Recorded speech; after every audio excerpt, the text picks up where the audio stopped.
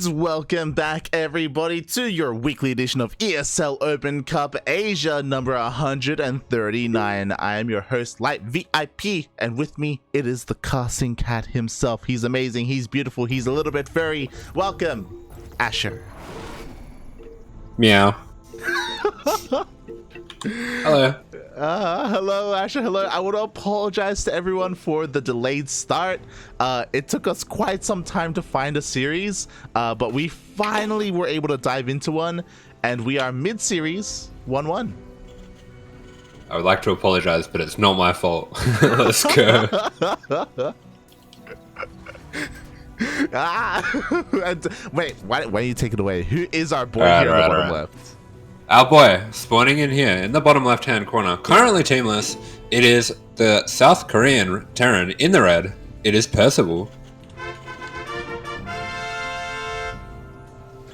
And spawning in the top right-hand corner of Waterfall, we have the blue Protoss player himself, representing some team, I imagine. It is EastToss.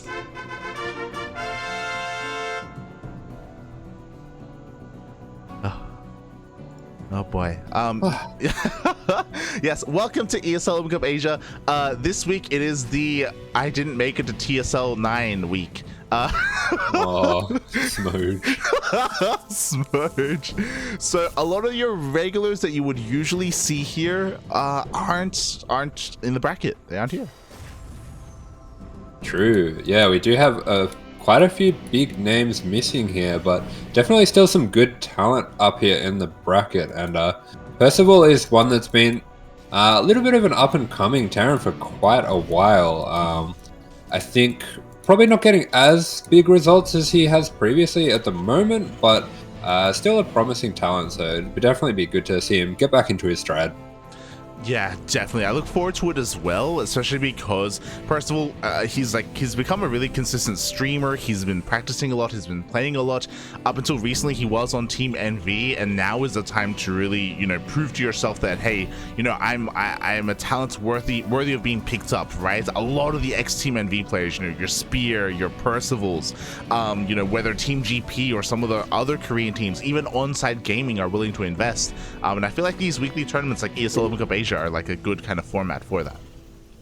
Yeah, definitely. This is a really good opportunity as well for players like Percival to show their commitment to the game and how hard they've been working, and show how it's been paying off. And like you said, he does stream quite a lot. I actually see him most days streaming.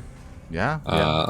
But yeah, we're starting in on this one with a 3 racks. So a bit more of an aggressive opener to start off from Percival. Yeah, not gonna lie, I don't know how often you've seen this, but I feel like this kind of fell out of fashion recently in TvP. Like I used to see this all the time. I know Cure used to whip out 3 racks every single TvP a couple of months ago. Nowadays, I don't know, maybe fallen out of fashion, but I mean that could also be a bit of an advantage if that's the case. Yeah, the 1-1-1 into the 3-1-1 has been a lot more favored. It's a little bit safer, a little bit more of an all-round kind of catch-all safe build. Especially on these maps, there's quite a lot of quite a lot of maps with ramps and that are more suited for defending. So I think it does make sense that this has gone out of fashion a little bit, but I do know that Percival still likes to play it quite a lot. I did see him recently playing it in a tournament. Meanwhile, we do have a hallucinated Oracle coming in for the Scout. We'll see everything. Yeah, the Scout, honestly pretty crucial here for EastToss. He sees all 3 of these racks. He knows exactly what is going to be coming his way, and now he himself can start to prepare. I guess one of the biggest things with this, especially because he is opening up Twilight Council, is that with his Stalkers he can try and slow this down, and even try and be a little bit aggressive, because again, with this build, like, you don't even have your own tanks either, right, to help defend your bases. So we got options here for EastToss. Yeah, absolutely. And he's going into the blink, and he's throwing down a few extra gates here. So looks like he's actually going up to, looks like 4 gates. So 4-gate blink. Really what this comes down to is whether Percival recognizes that this is what's happening. If he stays at home, this isn't too bad for him. But if he does move out and get caught out on the map, this can get pretty dicey for the Terran.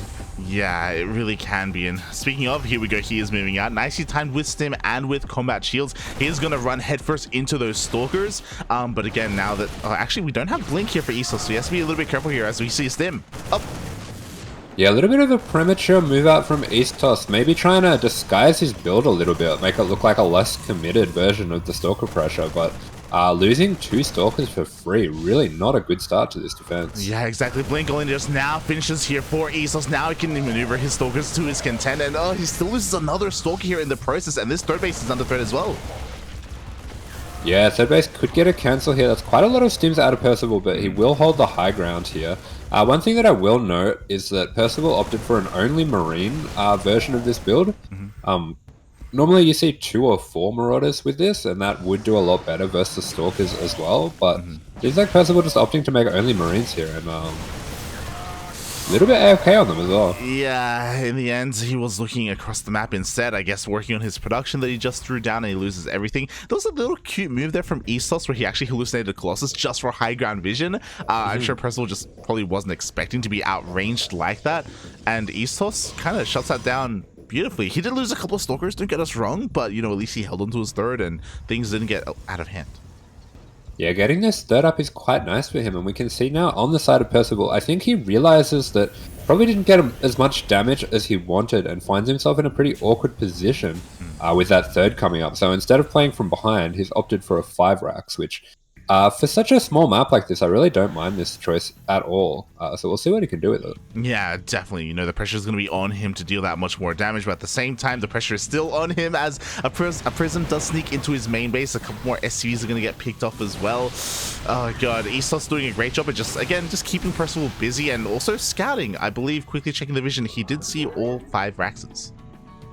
Yeah, it's a really important scout for him. Quite interestingly, Percival actually had a turret up in his main. I don't usually see that against this, but considering the drop with the Stalkers, this does mean that he's not going to get picked apart by that 4 Stalker drop back at home, and he can go straight across the map. But meanwhile, for EastToss, we have Charge and Storm starting up, and Percival's really on a timer here to get damage before that Storm finishes. Yeah, definitely everything is rushing across the map. I'm surprised he didn't pull any boys just to solidify any kind of all-in here from him. I mean, he's going to be able to pick off a couple of workers here, and there's no splash damage yet. We don't even have any... Oh, no, sorry. We do have 1 High Templar in the back line waiting for Storm to finish. Yeah, Storm not quite finished yet. Also, Charge not quite finished yet, and all those Zealots just got picked off at the front there. And Percival has been very patient with his stims, done a really good job just forcing EastToss to commit to this fight before he might be ready, and picking off as many units as he can. And with the shield battery overcharge going down, I think he can just dive on this army. Yeah, exactly. The Zealots went down before Charge. We did have the High Templar go down with that before Storm. GG gets called, and Percival takes the series 2-1. Yeah, good job there by Percival. Manages to close it out with an aggressive adaptation to his 3 racks and gets the win. Yeah, exactly. You could argue that maybe EastToss was a little bit maybe overconfident when it came to his defense there. Like, we saw that his upgrades were still finishing up, and because he saw how aggressive and how almost all in his opponent was, you could argue that maybe it would have been wiser to give up the third base and wait for all of his upgrades to finish and then take a bit of a better fight. Instead, you know, he kind of fought on Percival's terms a little bit instead.